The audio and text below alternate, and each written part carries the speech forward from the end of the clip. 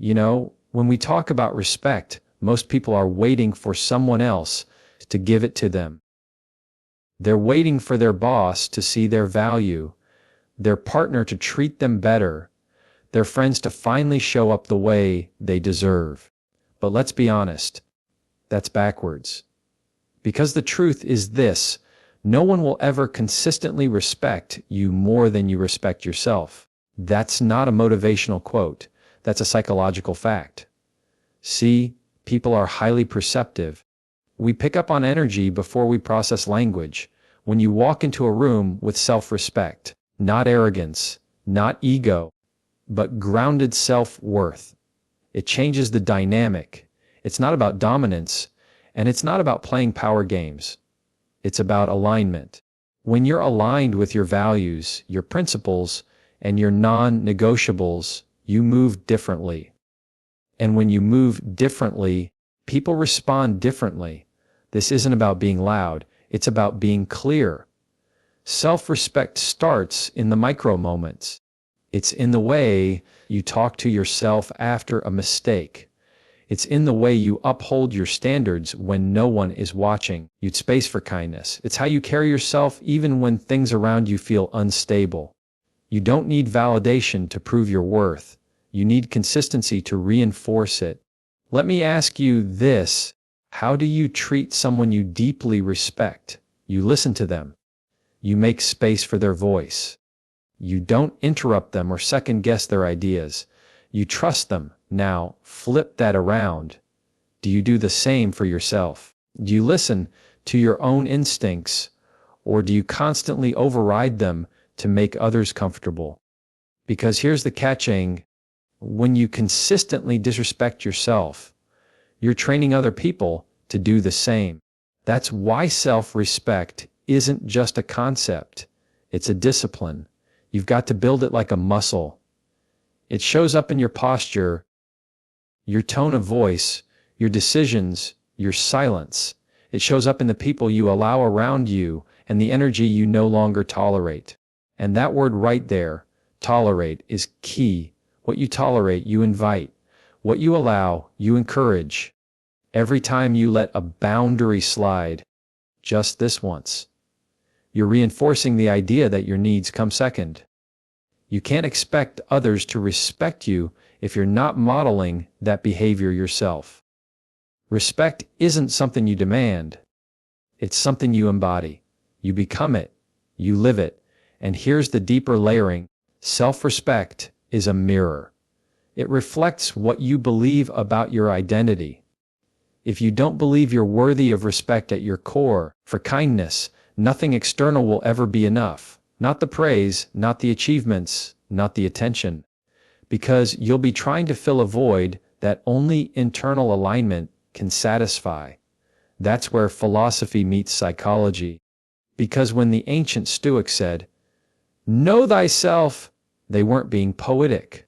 They were being practical. Self-knowledge leads to self-respect.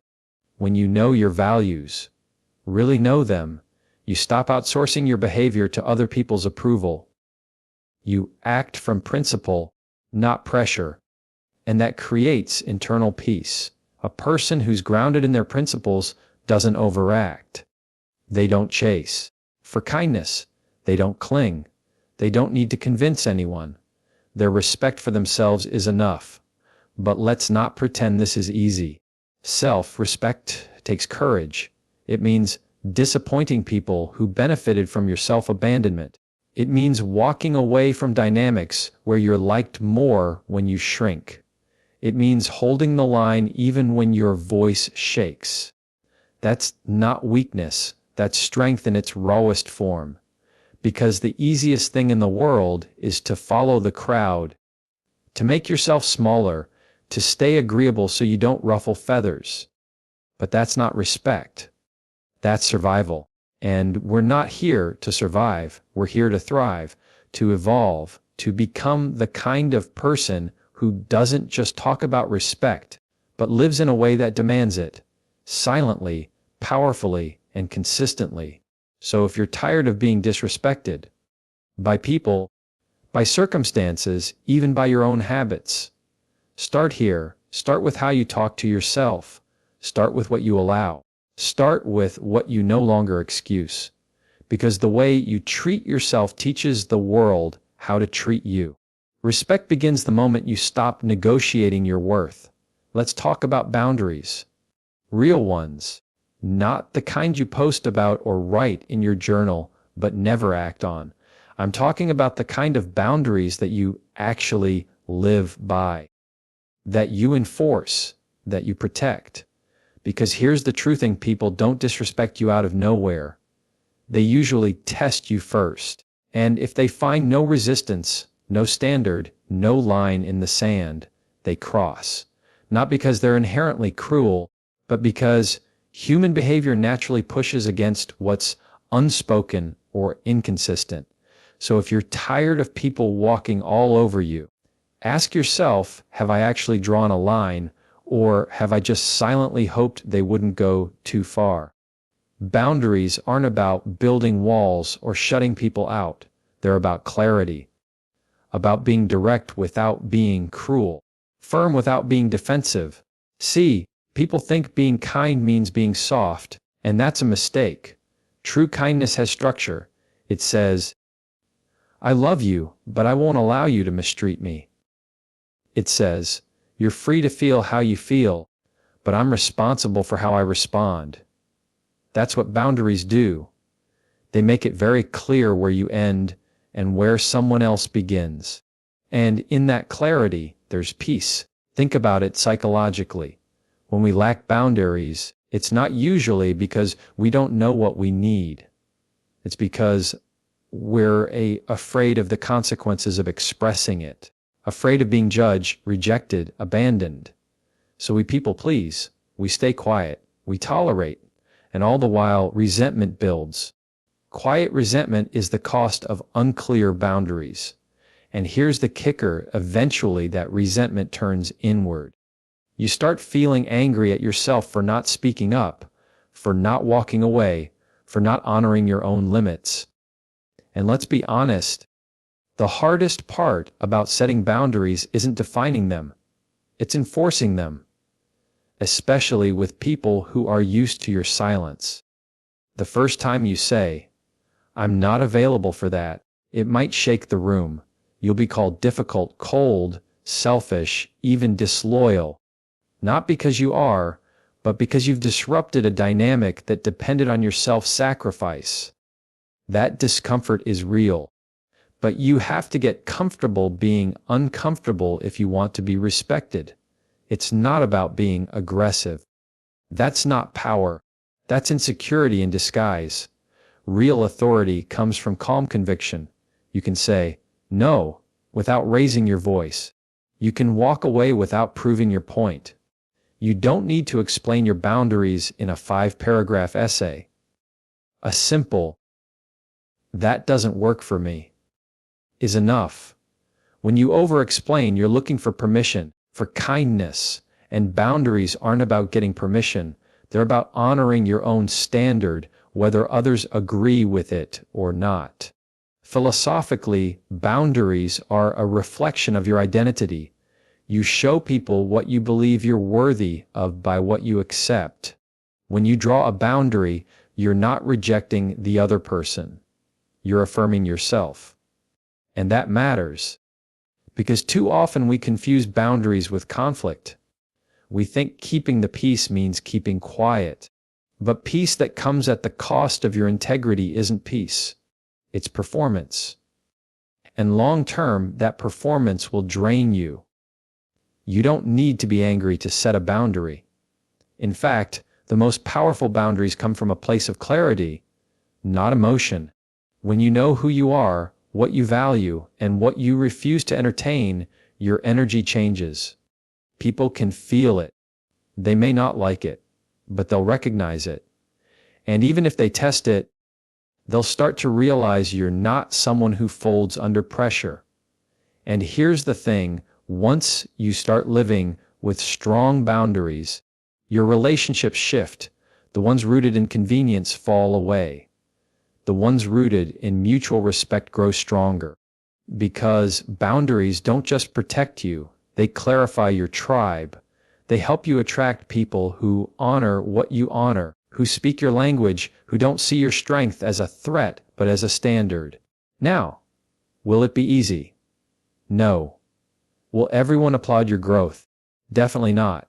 But let me tell you, choosing to live with clear, unapologetic boundaries is one of the highest forms of self-respect. It says, I know who I am. I know what I bring. And I'm no longer willing to negotiate that for comfort, approval, or temporary peace. So the next time you feel disrespected, ask yourself, what boundary have I failed to express or enforce? That question alone can shift everything, because you can't control how others behave, but you can absolutely control what you allow, what you engage with, and what you accept as normal. Boundaries don't push people away. They filter the wrong ones out and make space for what you truly deserve. There's a moment, quiet, subtle, when you realize someone doesn't respect you. It's not always loud. It's not always dramatic. Sometimes it's in the way they interrupt you every time you speak, or how your concerns are brushed aside like background noise. And in that moment, you have a choice: stay and shrink, or step back and reclaim your space. One of the most powerful decisions you'll ever make is to remove yourself from environments where disrespect is the norm, not the exception. Not with rage, not with vengeance, just with clarity. That's not weakness. That's power. You don't owe your presence to people who misuse it. Your energy is a resource, and who you give it to determines what kind of life you live. If someone shows you, consistently, that they cannot handle you with respect, then staying is no longer about them. It's about you. It's about the story you're telling yourself about what you think you deserve. And here's where it gets uncomfortable. Many of us tolerate disrespect not because we're unaware, but because we've become emotionally entangled in the hope of change. We think if we're patient enough, kind enough, forgiving enough, they'll finally get it.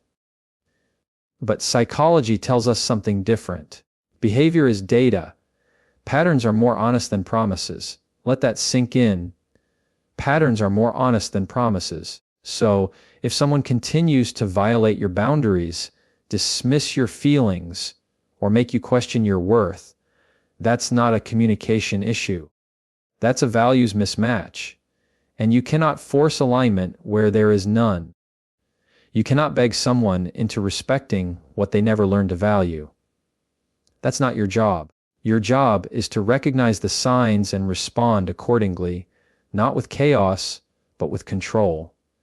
Walking away doesn't mean you hate them. It doesn't mean you're bitter. It means you've stopped participating in cycles that dishonor you. It means your standard has evolved. And yes, it's hard, especially when it involves family, longtime friends, or people you've invested deeply in. But let's not confuse loyalty with self-betrayal.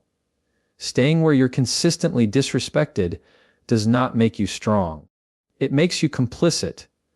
There's a philosophical element to this as well. The Stoics believed that peace of mind is the highest human good, and peace doesn't exist where respect is absent. Every time you stay in a disrespectful environment, you trade peace for familiarity. And that's a bad deal, because familiarity can be toxic. Just because something feels normal doesn't mean it's healthy. In fact, many people are stuck in disrespectful dynamics because it feels emotionally familiar, echoes of old wounds they never healed. That's where self-awareness comes in. You've got to ask yourself, am I staying because this is love, or because this is what I've been conditioned to accept as love? Let's get practical. Removing yourself doesn't always mean cutting someone off instantly. Sometimes it means creating distance while observing change. It means limiting access without making announcements. Not everything needs a confrontation. Sometimes the most effective boundary is your absence. Silence is not weakness, it's strategic. It forces clarity. It creates space. It says, I'm no longer available for this version of the relationship. And make no mistake, people will notice. They may call you cold, distant, dramatic. That's their discomfort speaking. Your growth disrupts patterns that benefited from your silence. But you can't live your life trying to be digestible for people who have no intention of ever respecting your fullness. You weren't made to be small. You weren't made to fit. You were made to stand. Think about the environments where you thrive, where your voice is heard, where your ideas are valued, where your presence is appreciated. Those spaces exist, but you'll never find them if you keep staying in places that drain you. Respect isn't something you beg for. It's something you align with. And alignment requires separation. Sometimes you've got to leave the room so you can find the one you truly belong in. Now, some people stay out of fear of loneliness, fear of starting over, fear of being judged. But let me tell you something, loneliness in an environment that honors your worth is far more peaceful than being surrounded by people who make you feel invisible. Disrespect is subtle erosion. Over time, it chips away at your self-trust, your voice, your spirit. And one day you wake up and realize you don't even recognize yourself anymore. Don't let it get to that point. You have the power to choose something different, to walk away, to regroup, to rebuild. That's not quitting, that's evolving. And evolution always involves loss. You'll lose the noise, the chaos, the dysfunction. And in its place you'll gain clarity, peace, and most importantly, self-respect. If you want to be respected, stop standing in places that require you to be disrespected to stay. One of the most liberating shifts you can make in life is this detach from the need for validation. Not because validation is inherently wrong. We're wired for connection, for acknowledgement, but because making your worth conditional on someone else's approval will trap you in a cycle of insecurity and emotional dependency. If you constantly need someone to validate your choices, your value, or your identity, then you're giving them silent control over your peace. And the moment they withdraw that approval, you collapse. That's not power. That's vulnerability in its most fragile form. This isn't about being emotionless. It's about being emotionally anchored. When your sense of self depends on how others see you, you become reactive. You shift your behavior based on their moods, their opinions, their preferences. You perform instead of live. And slowly, almost imperceptibly, you start editing yourself, watering yourself down so you can remain acceptable. But here's the problem with that. If your peace can be taken away by someone's silence or someone's opinion, it was never peace. It was dependency. Detachment doesn't mean you stop caring. It means you stop clinging. You stop allowing your inner world to be dictated by external responses. It's a psychological posture, calm, centered, grounded. When you detach, you regain the power of choice. You can choose how to respond, what to invest in, what to walk away from. You're no longer reacting out of fear or insecurity. You're acting out of clarity. Let's be real. Validation feels good. That dopamine hit when someone affirms you, praises you, likes you, it's addictive. But anything that can be given can also be withheld. And when your emotional stability depends on something outside of you, it will always be fragile. That's why detachment is a form of emotional discipline. You're not numbing yourself. You're training yourself not to need what can be taken. This isn't just philosophy, it's psychology. Studies show that people who practice internal validation, meaning they evaluate themselves based on their own values, their own goals, have higher self-esteem and stronger mental resilience. They're less susceptible to peer pressure, less affected by social comparison, and more capable of navigating conflict without losing their identity. That's what detachment gives you: identity stability. But let's be honest, this isn't easy. We all want to be liked. We all want to be understood. And there's nothing wrong with that. The danger comes when our identity hinges on it. You can be deeply kind, deeply empathetic, and still not allow others to dictate your internal state. That's not cold. That's wisdom. Here's where things get even deeper. Often, our need for validation stems from unresolved wounds, childhood experiences where love was conditional, approval was scarce, or acceptance had to be earned. We carry those patterns into adulthood, trying to prove we're worthy by performing for love, overgiving, over-explaining, trying to be everything to everyone. And all that does is exhaust you. You become a shell of yourself, liked by many, truly known by none, including yourself. Detachment is the process of unlearning that. It's saying, I don't need to be perfect to be at peace. I don't need your applause to feel valuable. I am already enough, and I don't require your confirmation to live like it. That's not arrogance. That's maturity. That's what it means to grow. Now, how does this connect to being disrespected? Simple.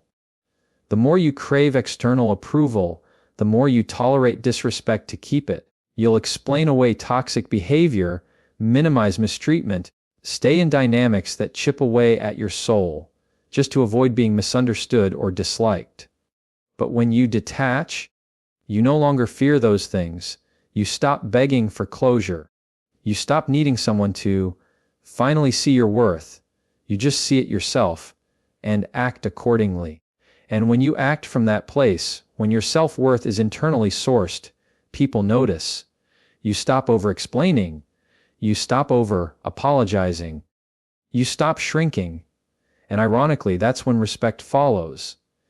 Because people respect what is self-contained, what is grounded, what doesn't move with the wind of opinion. They may not always like it, but they'll feel it. So the work is simple, but not easy. Detach. Stop tying your self-image to how you're received. Free yourself from the emotional roller coaster of constantly wondering what others think. Let your peace come from within, not from performance, not from perception, but from principle. Because once you no longer need to be validated to feel valuable, you're unshakable. Detach from validation, and you'll reclaim the power to walk through this world with calm authority, no longer reactive, no longer begging, just rooted clear and whole.